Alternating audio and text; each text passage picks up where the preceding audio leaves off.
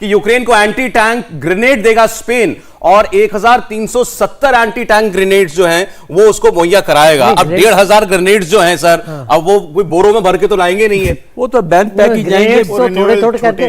मुझे इस बात पे ताजुब हो रहा है सौरभ, मुझे इस बात पे ताजुब हो रहा है, जेलेंस्की ने कहा कि 20,000 से ज्यादा वॉलंटियर्स आकर के पश्चिम से लड़ने को तैयार है।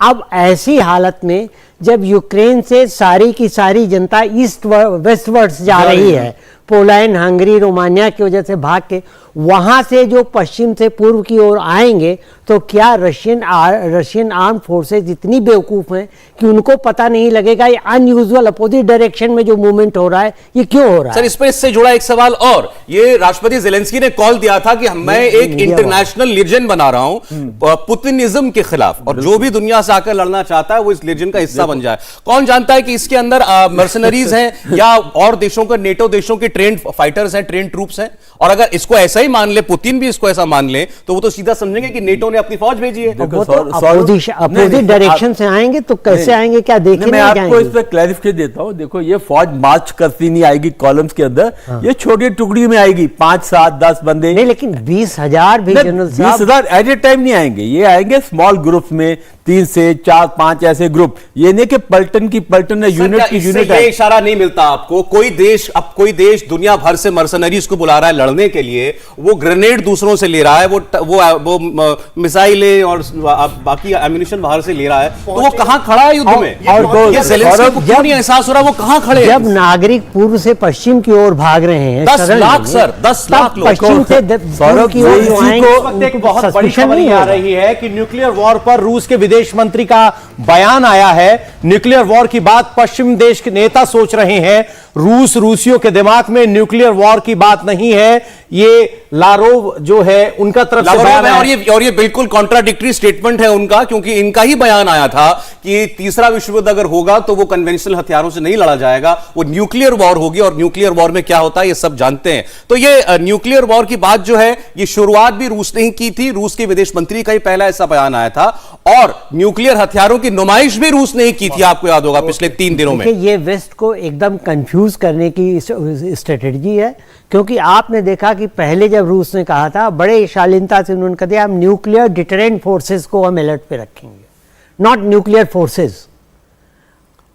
अब जनरल साहब बताएं, शायद कोई फर्क होता है उसमें, बिटवीन द लाइन्स, शायद कोई फर्क होता है, लेकिन उन्होंने, नाटो ने ये कह दिया कि नहीं अब तो परमाणु युद्ध का खतरा हो गया है, और बाद में पुतिन ने कहा हमने सर यूक्रेन के रक्षा मंत्रालय की तरफ से एक वीडियो जारी किया गया है अभी जरा एक बार उस पर भी नजर डालते हैं।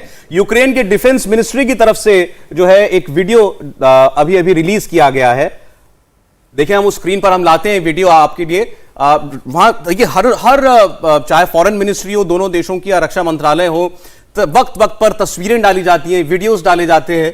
Violation of all possible diplomatic means, compelling small and mid-sized countries to act as they are ordered.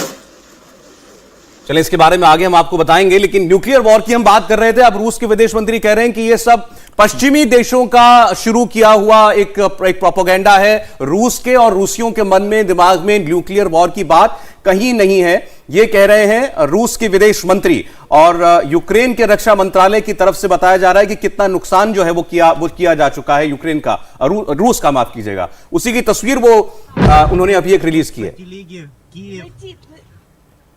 ये तो आर्टिगन